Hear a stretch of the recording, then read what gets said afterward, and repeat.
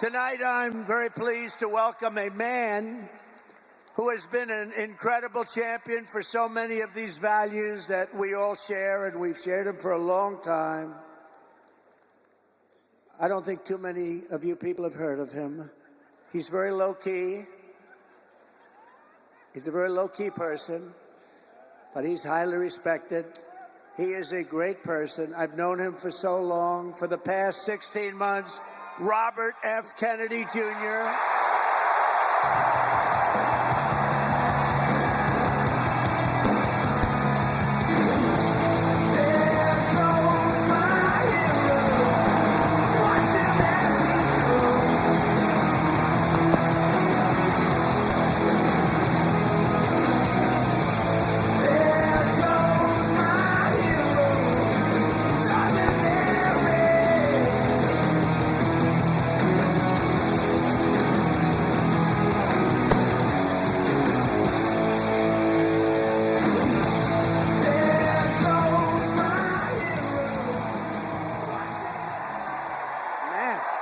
Whoa.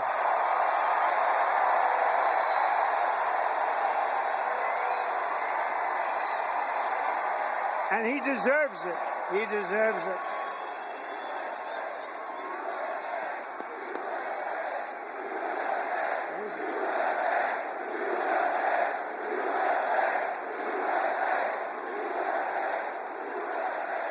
For the past 16 months, Bobby has run an extraordinary campaign for President of the United States. I know, because he also went after me a couple of times. I didn't like it. And I mean this sincerely. Had he been allowed to enter the Democrat primary, he would have easily beaten Joe Biden, but they wouldn't let him in. They put up rules. I've never seen rules like he had to have 65% of the vote in order to run, you know, little things like that. His candidacy has inspired millions and millions of Americans, raised critical issues that have been too long ignored in this country, and brought together people from across the political spectrum in a positive campaign grounded in the American values of his father, Robert Kennedy, a great man, and his uncle, President John F. Kennedy. And I know that they are looking down right now, and they are very, very proud of Bobby. I'm proud of Bobby, you want to know the truth.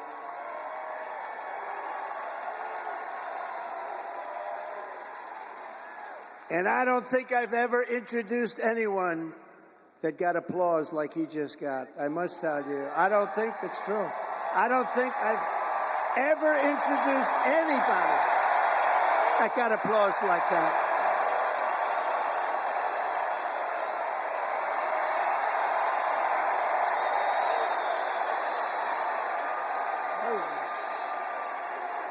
Amazing.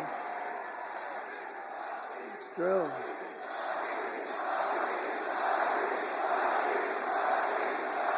Amazing.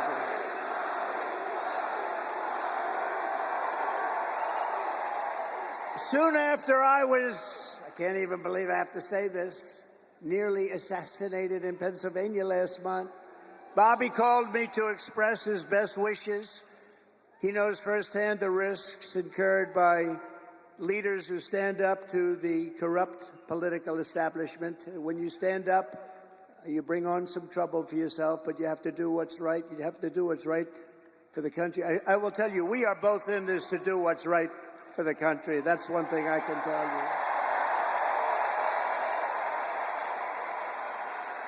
you. He lost his father and uncle in service to our country, and Bobby himself was subject to repeated threats to his safety during the course of his campaign while being denied protection by the Harris-Biden administration. And this is a tribute in honor of Bobby.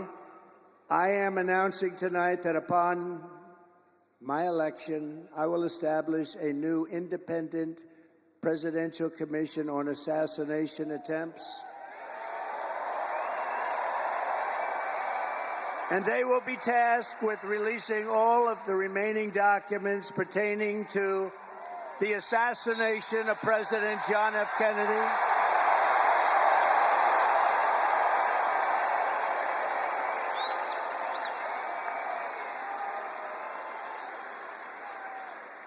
And they will also conduct a rigorous review of the attack last month. But I tell you, I have never had more people ask me, please, sir, release the documents on the Kennedy assassination. And we're going to do that.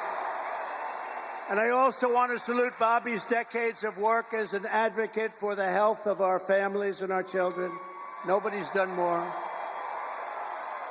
Millions and millions of Americans who want clean air, clean water, and a healthy nation have concerns about toxins in our environment and pesticides in our food. That's why today I'm repeating my pledge to establish a panel of top experts working with Bobby to investigate what is causing the decades-long increase in chronic health problems and childhood diseases, including autoimmune disorders, autism, obesity, infertility, and many more. We want every child in America to grow up and to live a long and healthy life. So I just want to ask Bobby to speak for a little while. I'll stand aside. I'm going to stand aside. But I can only tell you, I've known him a long time.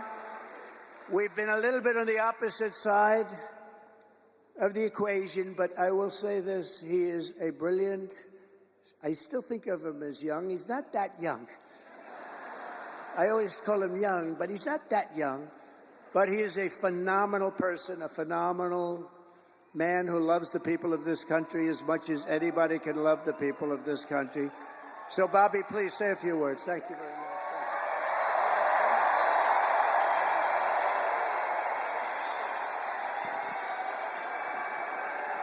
Thank you. Thank you, President Trump.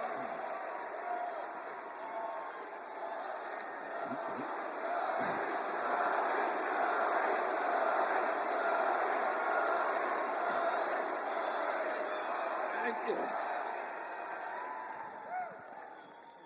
A few hours after the assassination attempt at Butler, I got a call from a safe food advocate named Kelly Means, who's been fighting for many years to try to end the corruption at CDC and FDA and USDA. And these institutions, these regulatory agencies, are actually run by the big food processing companies, the big ag and the chemical companies that they're supposed to regulate. And he said to me that he'd been advising me for many years and on my campaign. And he told me that night that he was also advising President Trump. And he asked if I would talk to President Trump. And I said, of course. And about a few minutes later, I got a call from the president. And we talked. We had a very good talk. And then he invited me to come see him the next day. And I went to Minneapolis and saw him. We met again a couple of weeks later in Florida. And we talked about, not about the things that separate us because we don't agree on everything, but on the values and the issues that bind us together. And one of the issues that he talked about was having safe food and ending the chronic disease epidemic.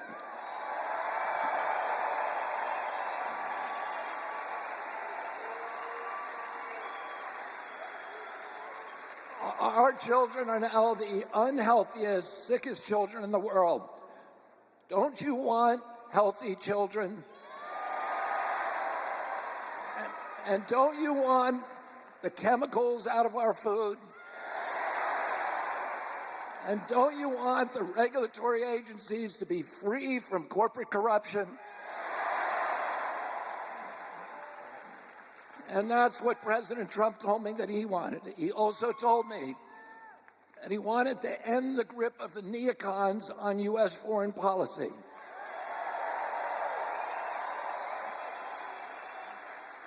He said he didn't want any more $200 billion wars in Ukraine, that we could use that money back here in the United States.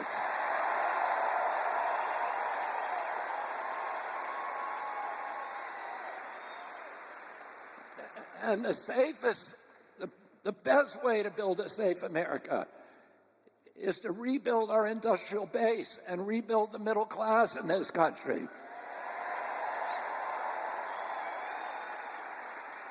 And don't you want a president who's going to get us out of the wars and who's going to rebuild the middle class in this country?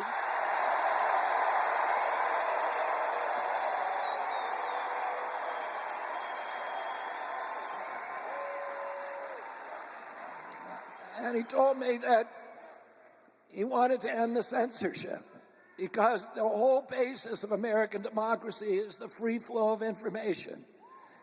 And we know that a government that can silence its opponents has license for any kind of atrocity. And can you think of any time that you can look back in history and say that the people who were censoring were the good guys? They're always the bad guys, because it's always the first step down that slippery slope to totalitarianism.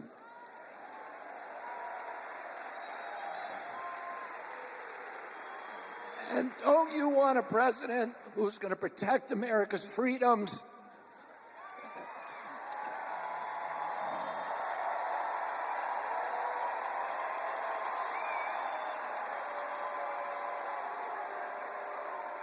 And who is going to protect us against totalitarianism?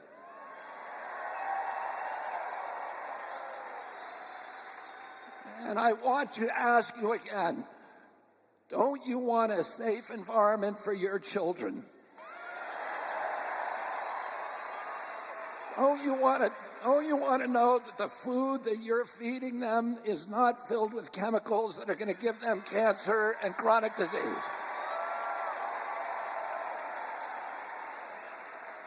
And don't you want a president that's going to make America healthy again?